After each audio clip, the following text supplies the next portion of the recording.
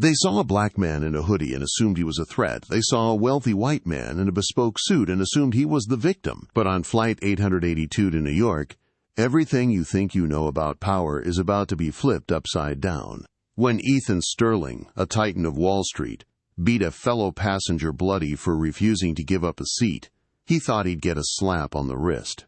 He didn't know that the man bleeding on the floor didn't just buy the ticket. He bought the entire airline that morning. This is the story of the most expensive punch in history, and the courtroom battle that exposed a conspiracy no one saw coming.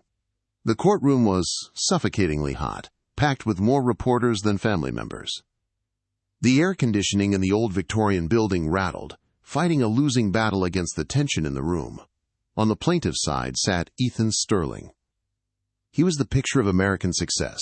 Blonde hair swept back with precision, a jawline that looked carved from marble, and a navy suit that cost more than most people's cars. He tapped a gold fountain pen against the oak table, his eyes darting with impatience.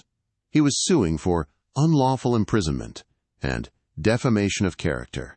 On the defense side sat Jason Robert. He was a mountain of a man, dark-skinned with broad shoulders that strained against his charcoal suit. A jagged healing scar ran through his left eyebrow, a souvenir from the event in question.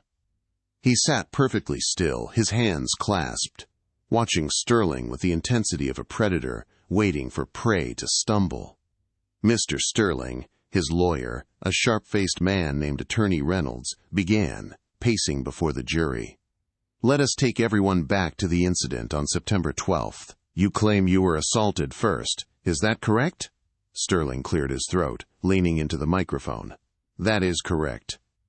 I was simply trying to ensure the safety of the first-class cabin."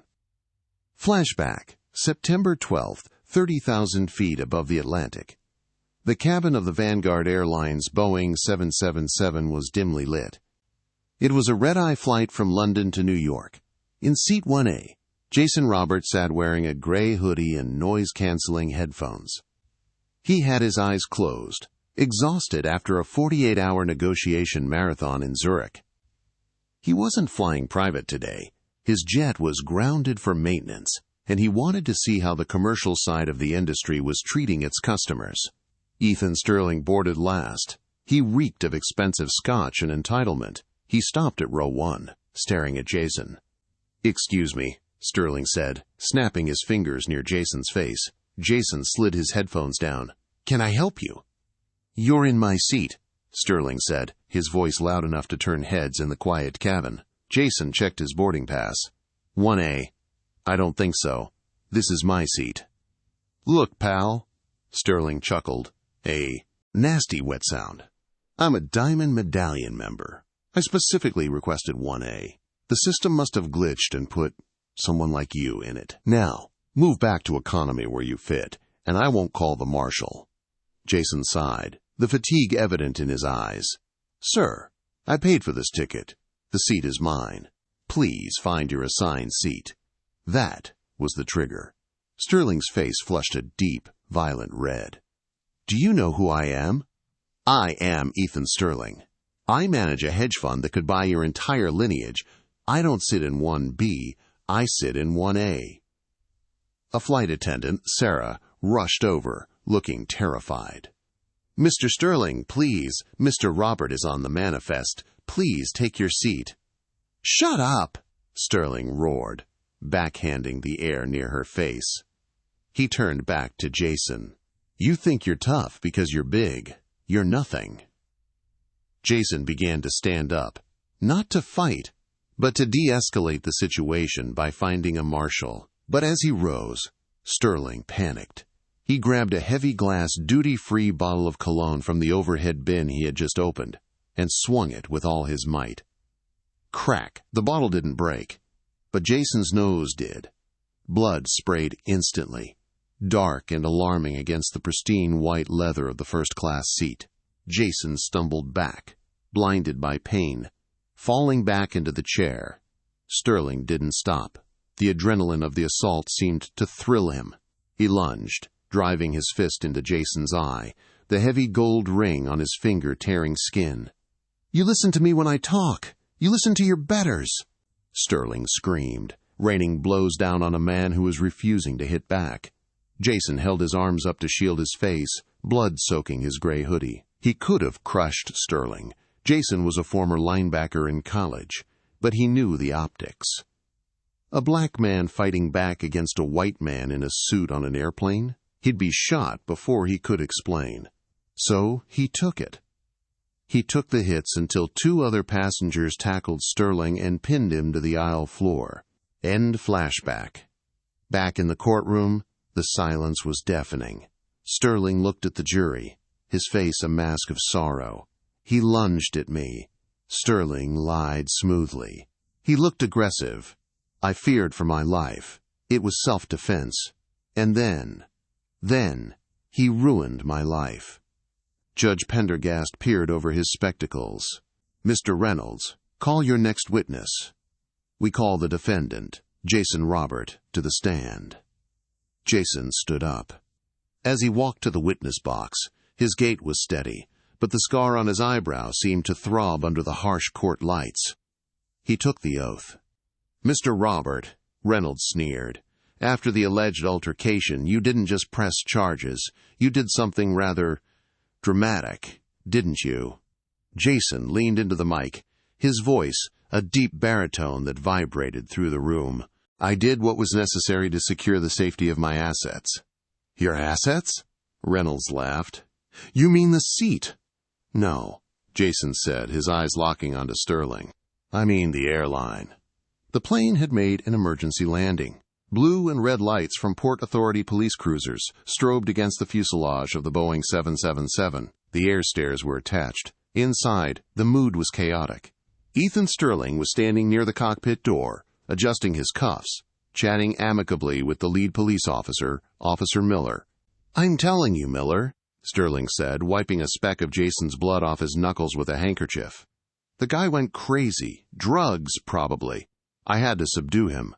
I want him arrested for assault, and I want Vanguard Airline sued for endangering a VIP." Officer Miller nodded sympathetically. "We'll handle it, Mr. Sterling. Sorry you had to go through this." In Seat 1A, Jason Robert was being treated by a paramedic. He held a gauze pack to his nose, which was swelling rapidly. A junior officer approached him, handcuffs dangling from his belt. "All right, sir," the officer said gruffly to Jason. "Stand up. Turn around. You're under arrest for disturbing the peace and assault." Jason lowered the gauze. His left eye was swollen shut. I was sitting in my seat. "Save it for the judge." The officer grabbed Jason's arm. "Wait!" Sarah, the flight attendant, screamed, pushing past the officers. "No! You have it wrong!" "Mr. Sterling attacked him." "Quiet, miss," Officer Miller barked. "We have the statement from Mr. Sterling." Jason pulled his arm free with a gentle but firm tug. He reached into his blood-stained hoodie pocket. "Gun!" Sterling shouted, diving behind a seat. The officers drew their weapons. "Hands! Let me see hands!" Jason moved slowly. He didn't pull out a weapon. He pulled out a black titanium card and a satellite phone. He held the card up. It wasn't a credit card, it was a corporate ID. "Officer," Jason said, his voice thick with congestion from the injury but commanding absolute authority, "look at the name on the fuselage of this plane." "It says Vanguard," Miller said, confused. "My name," Jason said, "is Jason Robert. I am the CEO and majority shareholder of Vanguard Global Holdings. I acquired this airline at 8 a.m. this morning from the previous board of directors. You are currently standing on my private property." The silence that followed was heavier than the plane itself. Officer Miller squinted at the ID. "Jason Robert. Chairman. Vanguard."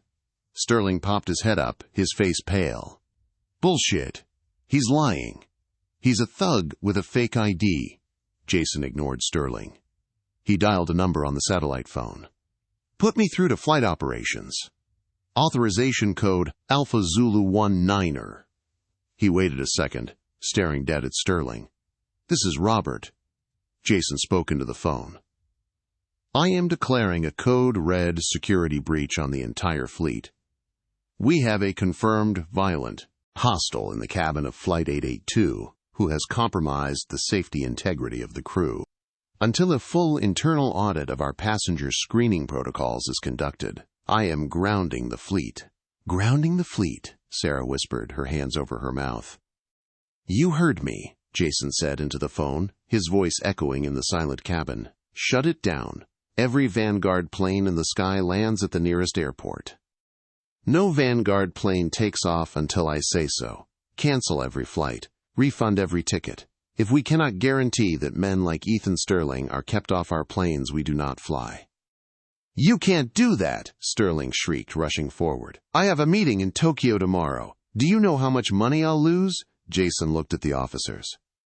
"Officer Miller, I am the owner of this vessel. This man is trespassing and has assaulted the owner. I would like to file charges. And if you put those cuffs on me, I will have your badge and your precinct sued into the Stone Age by noon." Officer Miller looked at the bloody, battered CEO, then at the pristine, hysterical Sterling.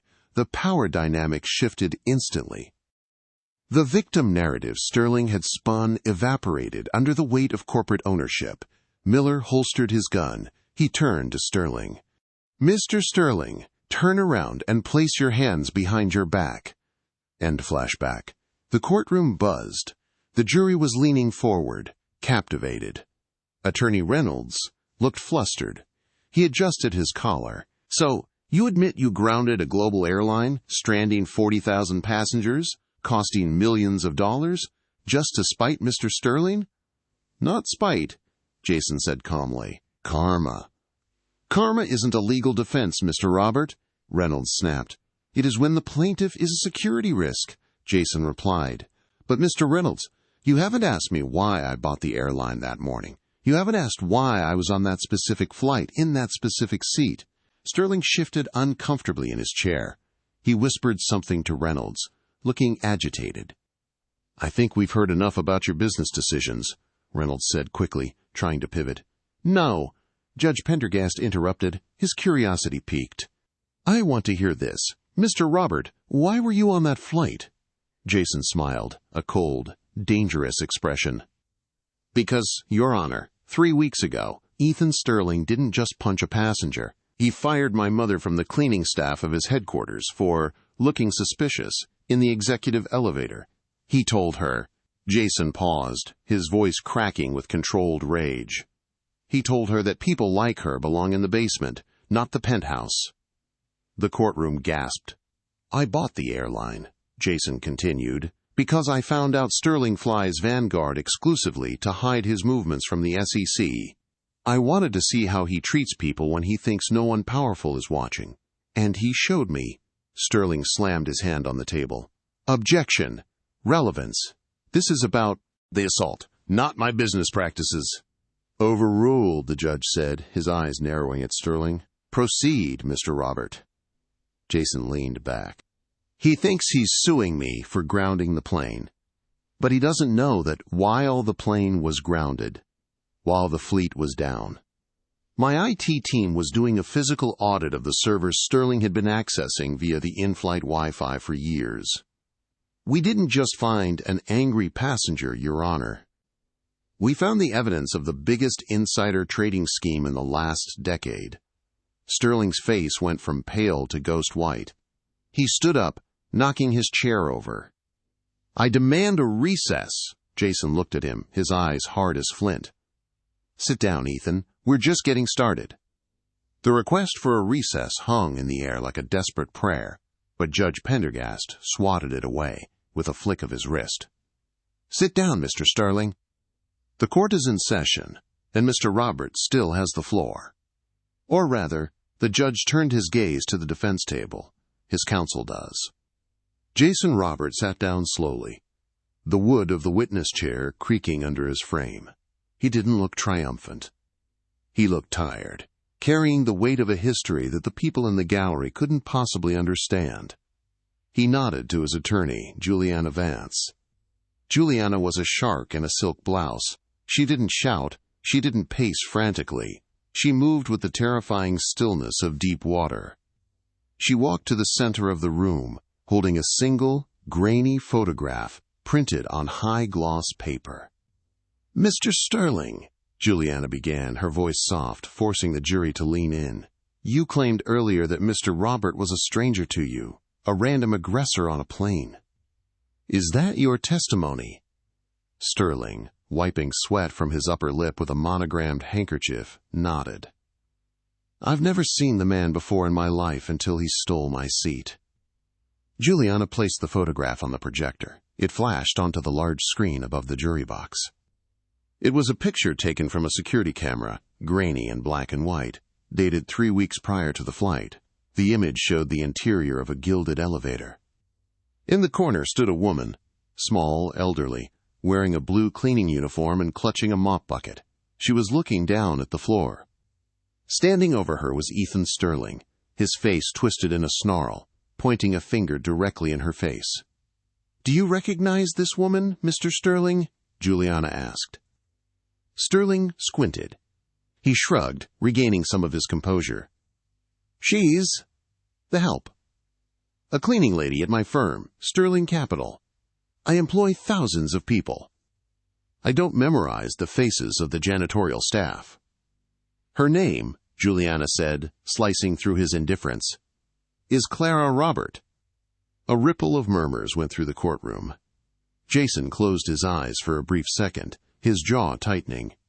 "She is 62 years old," Juliana continued, pacing slowly toward the jury. "She has arthritis in her hands. She took the job at Sterling Capital to pay for her granddaughter's tuition. On August 24th, she was in the executive elevator. Why? Because the service elevator was broken. She had permission from building security." Juliana turned to Sterling. "Tell the court what happened next, Mr. Sterling." I don't recall the specifics," Sterling stammered. "I likely told her she was in the wrong place. Clients come through that elevator. It looks unprofessional to have buckets and rags." "You kicked the bucket."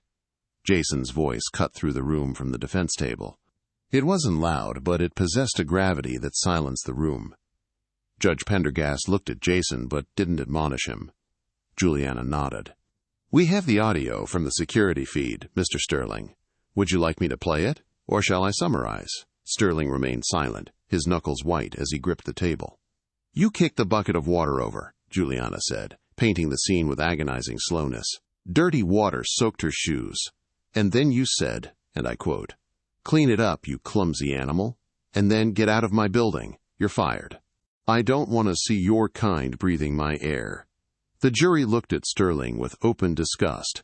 The victim narrative was dissolving, replaced by the image of a bully. "She cried," Juliana said, her voice dropping to a whisper. "She got down on her hands and knees with her arthritis, and she cleaned your Italian leather shoes while you stood there and checked your stock portfolio. Then she left. She walked 3 miles home because she was too ashamed to take the bus in wet clothes." Juliana turned back to Jason. "Mr. Robert, when did you find out about this?" Jason looked up. His eyes were dry, but they burned with a cold fire. "I found her that night. She was sitting in the kitchen, staring at the wall. She didn't want to tell me. She was afraid I'd do something stupid. She knows my temper." "But you didn't do something stupid, did you?" "No," Jason said. "I did something expensive." He leaned forward, his gaze locking with Sterling's. "I didn't want to just beat you, Ethan. Any man can throw a punch. I wanted to dismantle you. I wanted to understand the arrogance that allows a man to treat a 60-year-old grandmother like trash. So, I looked into your travel schedule. I saw you flew Vanguard every Thursday to New York, always seat 1A, always the king of the sky." "So you bought the ticket," Juliana said.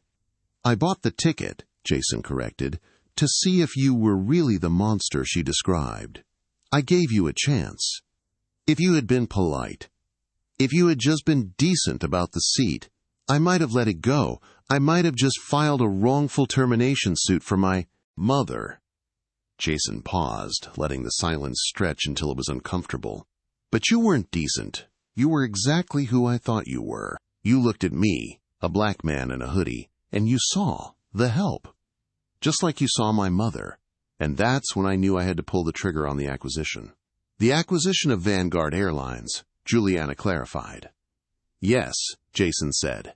But buying an airline is complex. It takes months. Unless you do a hostile cash injection to save a failing carrier from bankruptcy overnight. Which is what I did at 8 a.m. that morning. My board thought I was crazy. They didn't know I wasn't buying planes. I was buying a jurisdiction. Sterling stood up, his voice shaking. This is irrelevant. He provoked me to justify a business deal. This is sociopathic. No, Mr. Sterling, Jason said calmly. It's strategy. Because when you assaulted me, you weren't just hitting a passenger. You were assaulting the owner of the vessel. And that gave me the legal right to lock down the entire airline's infrastructure for a security audit. Jason smiled, a chilling, humorless expression. And do you know what we found when we audited the data servers for Seat 1A, Mr. Sterling? The atmosphere in the courtroom shifted from emotional to clinical, but the tension only ratcheted higher. The air felt thin, electric. Attorney Reynolds, Sterling's lawyer, looked like he wanted to be anywhere else. He leaned over to Sterling. Ethan, what is he talking about? What was on the servers? Nothing. Sterling hissed, though his eyes darted frantically around the room. Just emails. Client data. It's privileged. Juliana Vance approached the bench. Your Honor, the defense submits Exhibit D. This is a sealed forensic report conducted by Cyberdyne Systems, verified by the FBI's Financial Crimes Division as of this morning. Judge Pendergast took the heavy binder. He opened it, adjusted his glasses, and read the first page. His eyebrows shot up toward his hairline.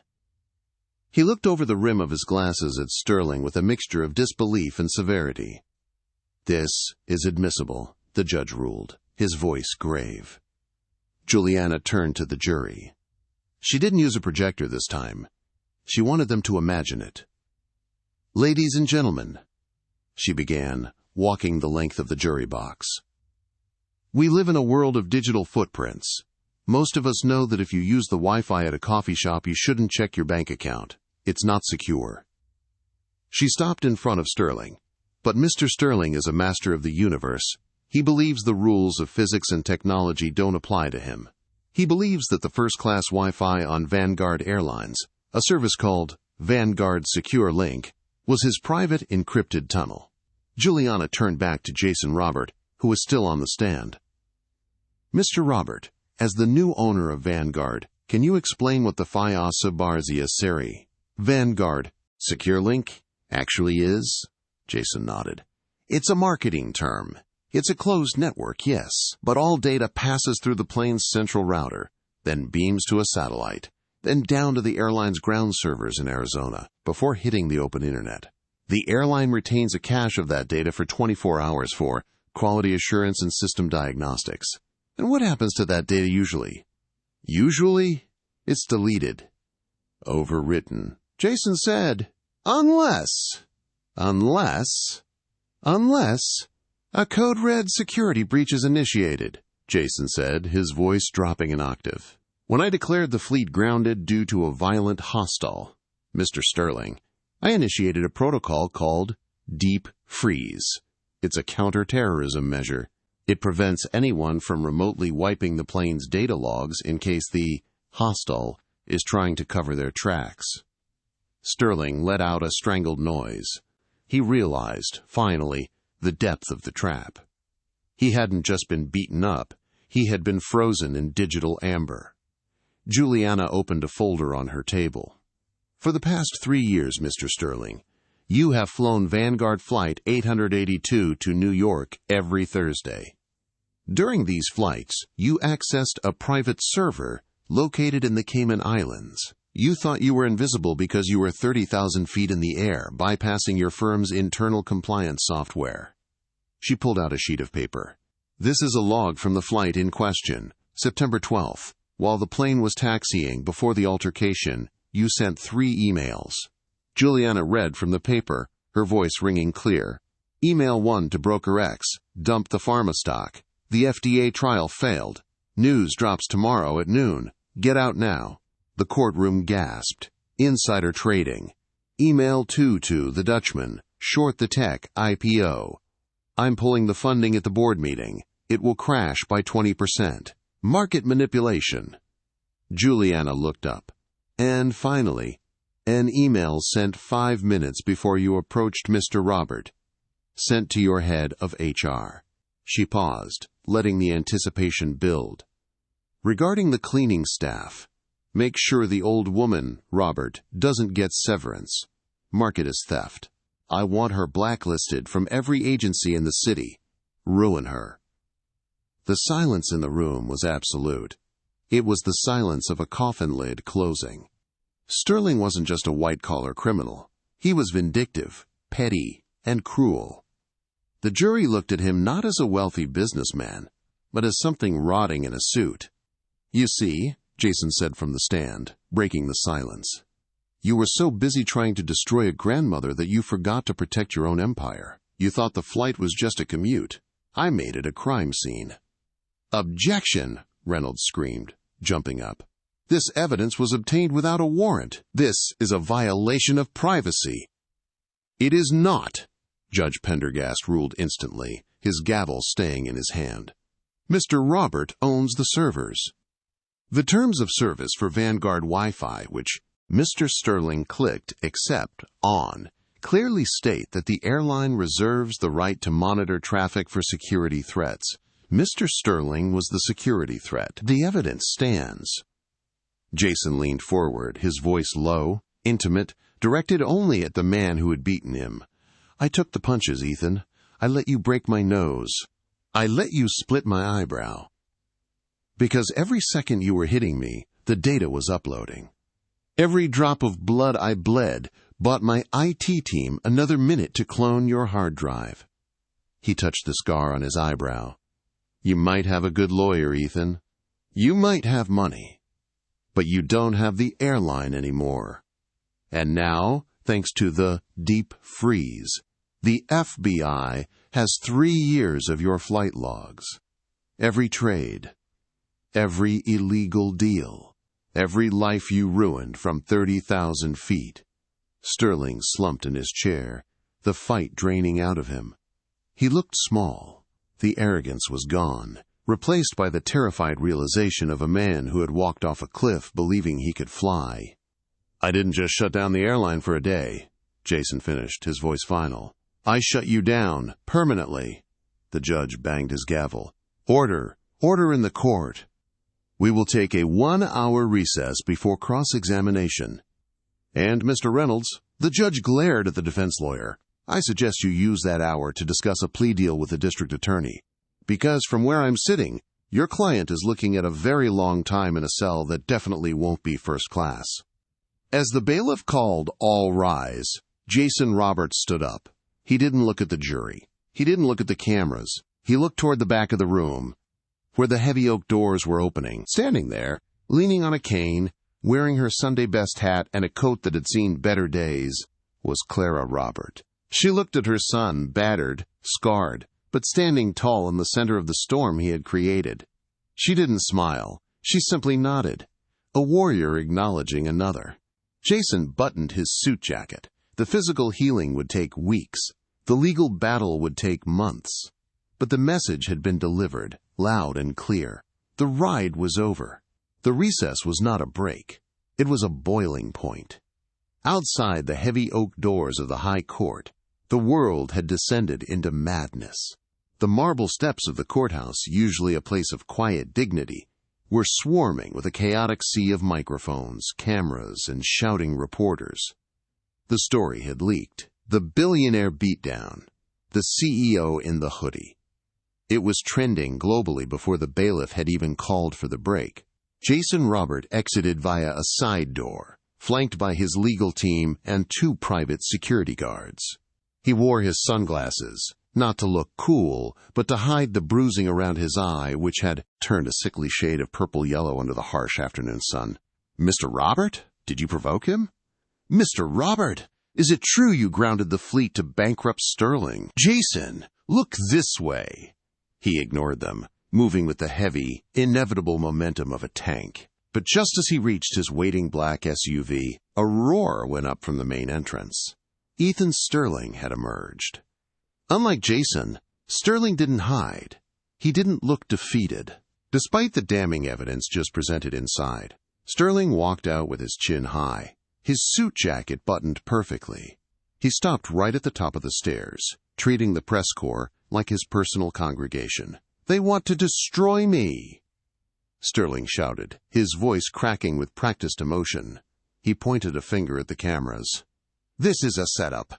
A corporate hit job. That man." He gestured vaguely toward where Jason's car was idling. "That man baited me. He entrapped me. He assaulted me on that plane, and now he's using fabricated digital evidence to steal my company and my reputation." Jason watched through the tinted window of the SUV. He saw the reporters nodding. He saw the hunger in their eyes. The truth was complex. The lie was simple. Sterling was playing the victim card, banking on the age-old prejudices that a wealthy white man in a suit couldn't possibly be the villain against a large black man in a hoodie. "Drive," Jason murmured. Inside the car, the silence was thick. Clara Roberts sat next to him. She reached out, her rough, work-worn hand covering his fist. "He's loud, baby," she whispered. "Empty wagons make the most noise." "He's not empty, Mama," Jason said, watching the city blur by. "He's dangerous." I showed his hand to the court, but he's still holding cards. A man like Sterling doesn't hoard data for 3 years without having a backup plan. They arrived at the Vanguard Global Holdings headquarters, a glass monolith piercing the Manhattan skyline. The mood inside was funereal. The grounding of the fleet had cost the airline $40 million in a single day. The board of directors was gathered in the conference room, and they looked like a pack of wolves waiting for a wounded deer. Jason walked in, Clara trailing behind him. He threw his jacket on a chair. "The stock is down 12%, said Julian, the chief financial officer, without looking up from his tablet. "The shareholders are screaming, Jason. You grounded the fleet. You turned our airline into a weapon for a personal vendetta. They want your head." "I turned the airline into a fortress," Jason corrected, leaning his knuckles on the mahogany table. "And the stock is down because the market hates uncertainty. Once the FBI confirms the indictment against Sterling tomorrow, Vanguard will be the heroes who expose the biggest fraud on Wall Street. The stock will triple." "If," Julian said, standing up, "if the FBI confirms it. But Sterling is on every news channel right now saying the data was planted, saying you hacked him. And half the country believes him." Suddenly, the large screens on the conference wall flickered. It was a live broadcast from CNB News. The headline read, "Sterling Strikes Back." On screen, Ethan Sterling was sitting in a plush studio, looking earnest and aggrieved. "The data they found?" Sterling was saying to the anchor. "It's partially true. I did send emails. But the insider trading? The cruelty? That was injected. Fabricated by Vanguard's IT department. Think about it. Who owns the servers? Robert. Who hates me? Robert. It's a digital frame-up." The anchor nodded sympathetically. "And we're hearing reports, Mr. Sterling, that you have information regarding Vanguard's own finances?" Sterling looked directly into the camera lens. His eyes were cold, dead sharks swimming in blue water. "I do," Sterling said softly. "I didn't want to release this. I wanted to be a gentleman. But if they are going to lie about me, I have to tell the truth. Tomorrow morning, when the market opens, I will be releasing a dossier proving that Jason Robert used the employee pension fund, his own mother's retirement money, to leverage the buyout of the airline. He's not a hero. He's a thief." The conference room went silent. Every head turned to Jason. Clara gasped, her hand flying to her mouth. "Jason?" Julian asked, his voice trembling. "Is that true? Did you touch the pension fund?" Jason stared at the screen, at the face of the man who had beaten him. It was a lie. A bold, catastrophic lie. But in the world of high finance, a lie traveled halfway around the world, while the truth was still putting on its shoes. "No," Jason said, his voice low. "I used my own capital. Every cent." "It doesn't matter," Julian whispered, sinking into his chair. "He just spooked the market. By tomorrow morning, The fund will collapse before we can prove he's lying. He's gonna bankrupt us before the trial resumes. Jason walked to the window, looking out at the city that was slowly being swallowed by rain. Sterling wasn't trying to win the court case anymore. He was trying to burn the whole world down, so there was no courtroom left to stand in.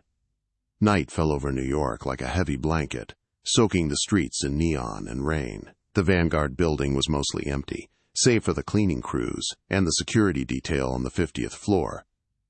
Jason sat in his office, the lights off. The only illumination came from the glowing embers of the city below. He held an ice pack to his eye. The physical pain was a dull throb, a constant reminder of the indignity he had suffered in Seat 1A. But the mental anguish was sharper. Sterling's interview had worked. The poison pill strategy. Accuse your accuser of the very thing you are guilty of. Muddy the water so much that the jury and the public can't see the bottom. His phone buzzed on the glass desk. Unknown number. Jason stared at it. He knew who it was. He picked it up. "You look tired, Jason," the voice said. It wasn't Sterling. It was smoother, deeper. It was Victor Kane, Sterling's fixer, the man who cleaned up the blood. "I'm wide awake, Victor," Jason replied. "Ethan is emotional," Kane said, his voice sounding like gravel crunching under tires. He lashes out. "The interview today? That was regrettable. The pension fund accusation. We know it's not true, but it will destroy you by noon tomorrow. Is there a point to this call, or are you just giving me the weather report?" "There is a point. A way out." Jason sat up. "I'm listening." "Drop the civil suit," Kane said.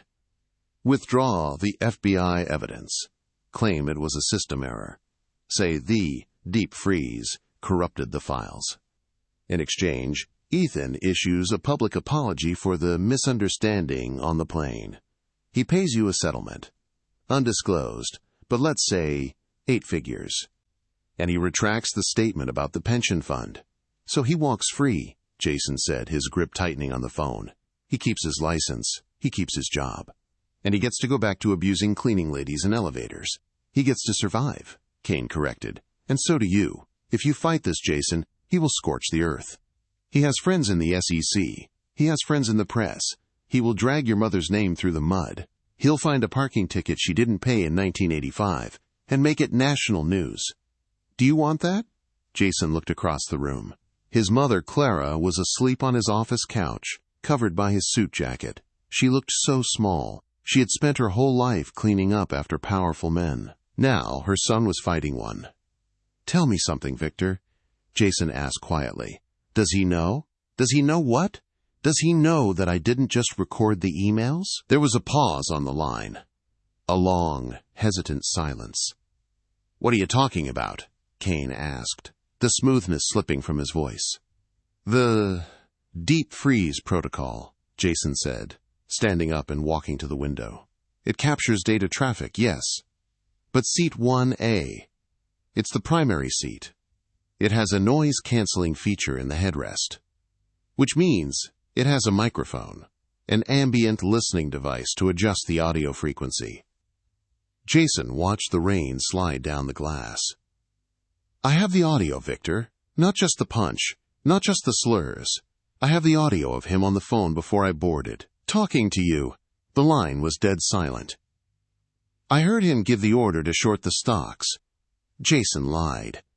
He didn't have the audio of that specific call. The mic wasn't that sensitive. But he needed Kane to believe he did. He needed to out-bluff the bluffer. "And I heard him tell you where the physical ledger is kept. The black book. The one that isn't on a server."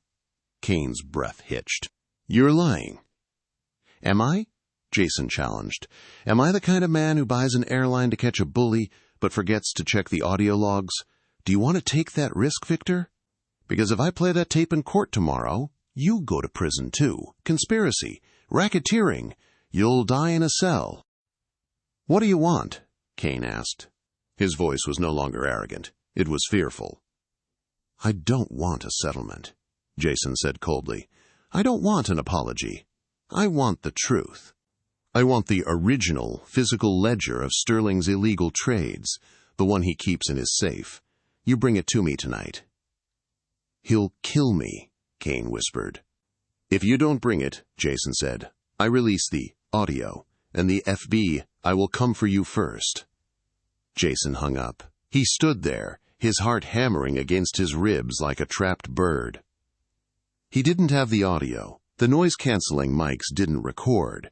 They only processed sound waves in real time. It was a bluff, a desperate, dangerous bluff. He looked at his mother sleeping on the couch. "Forgive me, Mama," he whispered into the dark. "But I have to play dirty." An hour passed. Then, 2. The rain intensified, battering the glass. At 2 a.m., the intercom on his desk buzzed. It was the night security guard. "Mr. Robert?" "Yes. There's a man down here. Says his name is Victor. He looks terrified, sir. He says he has a package for you." Jason let out a breath he felt like he'd been holding for a lifetime. "Send him up." The elevator dinged minutes later. Victor Kane stepped out. He was soaked to the bone, his expensive trench coat dripping water onto the plush carpet. He looked over his shoulder, paranoid, shaking.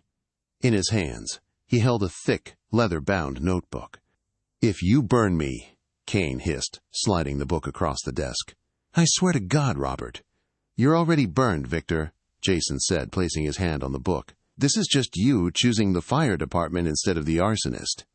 Jason opened the book. It was all there. Handwriting, dates, names of bribed officials, illegal shorts, offshore accounts. It was the holy grail of corruption. It wasn't digital. It couldn't be hacked or fabricated. It was Sterling's own hand. "Get out," Jason said. Kane turned and fled the office as if the devil was snapping at his heels. Jason picked up the phone and dialed the number for the district attorney, who was undoubtedly sleeping. "Wake up," Jason said when the groggy voice answered, "and get a warrant ready. I have the smoking gun, and this time it has fingerprints." He looked at the book, then at his mother. The storm outside was raging, but inside, the air was finally clearing. The drama wasn't over. Sterling would fight like a cornered rat, but the trap had finally, truly, snapped shut. The morning sun sliced through the high windows of the Manhattan courthouse, casting long, judgment-like shadows across the room. The air was different today. It wasn't just hot, it was heavy, laden with the moisture of the previous night's storm and the suffocating weight of anticipation. Ethan Sterling sat at the plaintiff's table, looking revitalized. His suit was a lighter shade of gray today, projecting innocence. He smiled at the jury, confident that his poison pill interview, the lie about Jason stealing the pension fund, had done its work. He believed the narrative had shifted. He believed he was untouchable. Jason Roberts sat quietly. The swelling in his eye had gone down slightly, leaving a kaleidoscope of bruising that made him look less like a CEO and more like a prizefighter in the late rounds. Clara sat in the gallery directly behind him, her hands folded over her purse, her eyes fixed on the back of Sterling's head. "Court is in session," Judge Pendergast announced, banging the gavel. "Ms. Vance, do you have any final questions on cross-examination before we move to closing arguments?" Juliana Vance stood up. She didn't hold any papers. She didn't hold a tablet. She held a heavy object wrapped in a white evidence bag. "I do, Your Honor," she said, her voice cutting through the silence. "I would like to present a new piece of evidence. Admitted into the record at 4 a.m. this morning by the district attorney's office." Sterling frowned. He leaned over to his lawyer, Reynolds. "What is that?" Reynolds shrugged, looking uneasy. I wasn't notified of this." Juliana walked to the witness stand where Sterling was seated. She moved with a slow, predatory grace. She placed the object on the railing in front of him.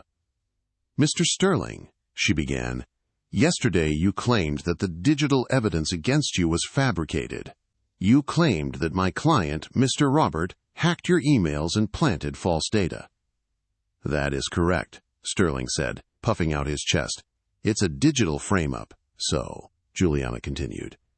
"If we were to ignore the digital footprint, if we were to look for something physical, something tangible, We wouldn't find anything, would we?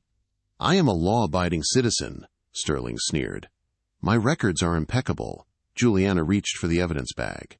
She pulled the seal. With dramatic slowness, she slid out the black, leather-bound notebook. It was old, the corners worn, smelling of stale cigar smoke and rain. The color drained from Ethan Sterling's face so fast it looked like his soul had been sucked out through his shoes. His mouth opened, but no sound came out. He gripped the arms of the chair, his knuckles turning skeletal white. "Do you recognize this ledger, Mr. Sterling?" Juliana asked softly. The courtroom was silent. You could hear the hum of the electric lights.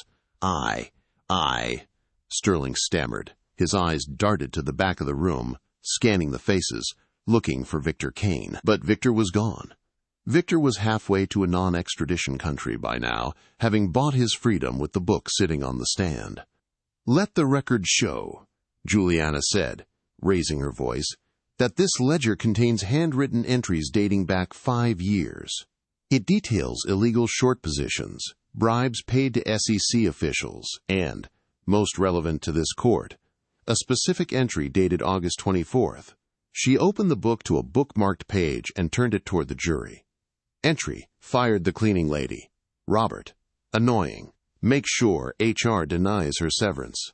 Funneled the saved cash into the Cayman account. A gasp ripped through the courtroom. It wasn't just a business crime anymore. It was personal, petty, and undeniably evil. "Is this your handwriting, Mr. Sterling?" Juliana asked. Sterling began to shake. The arrogance, the wealth, the bespoke suit, it all melted away, leaving a terrified child caught in a lie. Where did you get that?" he whispered. "It doesn't matter where I got it," Juliana said, leaning in close. "What matters is that the FBI has already verified the fingerprints on the pages. They match yours. And they match the fingerprints on the cologne bottle you used to assault my client." Sterling stood up, knocking his chair backward. "Reynolds, do something! Object!"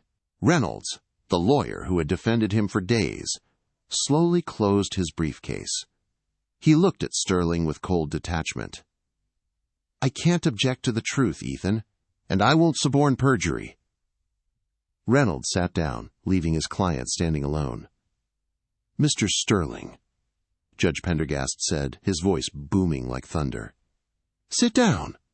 "No!" Sterling shouted, his eyes wild. "This is a conspiracy. You're all in on it. That man—" He pointed a shaking finger at Jason. "He's a thug. He belongs in a cage." Jason Roberts slowly stood up from the defense table. He didn't yell. He didn't rage. He simply buttoned his jacket and looked Sterling in the eye. "You're right, Ethan," Jason said, his deep voice filling the room. "One of us belongs in a cage. But it's not the man who bought the airline. It's the man who thought he could buy the truth." The doors at the back of the courtroom burst open. 6 federal agents and windbreakers marked FBI marched down the center aisle. The sound of their footsteps was the drumbeat of justice. "Ethan Sterling," the lead agent announced, stepping past the bar, "you are under arrest for securities fraud, racketeering, and aggravated assault with a deadly weapon." Sterling tried to run. It was a pathetic, instinctual movement. He scrambled toward the judge's bench, as if seeking sanctuary. 2 agents grabbed him before he took 3 steps. They spun him around and slammed him face first onto the defense table, the same table where he had sat so smugly just minutes before. Click, click. The sound of handcuffs ratcheting tight was the sweetest sound the gallery had ever heard.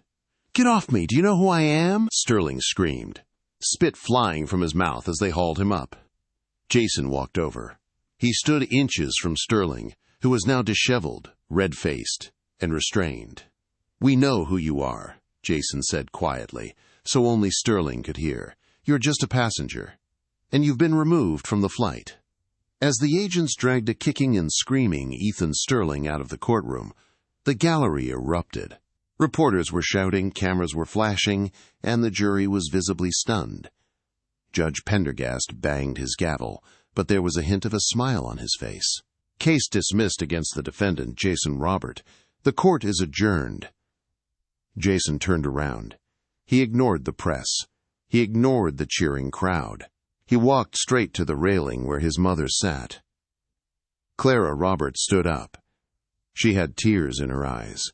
She reached out and touched the bandage on his forehead. "You did good, baby," she whispered, "but you spent a lot of money just to prove a point." Jason smiled, wrapping his arm around her small shoulders. "It wasn't about the money, Mama. It was about the seat. You taught me to never let anyone make me stand when I paid to sit." They walked out of the courtroom together, the billionaire's son and the cleaning lady mother, stepping out into the bright, clean air of New York City. The storm had passed. The airline would fly again tomorrow. But the world knew now that there were some seats you simply didn't try to steal. In the end, Ethan Sterling didn't just lose a lawsuit. He lost his freedom, his empire, and his name. He is currently serving a 15-year sentence in a federal penitentiary. And no, he doesn't have access to the first-class lounge. Jason Robert eventually sold Vanguard Airlines, donating the profits to a legal defense fund for service workers who have been wrongfully terminated. The story of the bloody CEO reminds us of a simple, brutal truth. Arrogance is a debt that karma always collects, and usually with interest. Sterling thought he was fighting a man in a hoodie. He forgot to check who was actually piloting the plane. If this story of high-altitude justice gave you chills, make sure to hit that like button. It really helps the channel grow and find more stories like this. What would you have done if you were in Jason's shoes? Would you have bought the airline or just sued him? Let me know in the comments below. I read every single one. And don't forget to subscribe and ring the bell so you never miss a saga of revenge, karma, and justice. Thanks for watching, and I'll see you in the next video.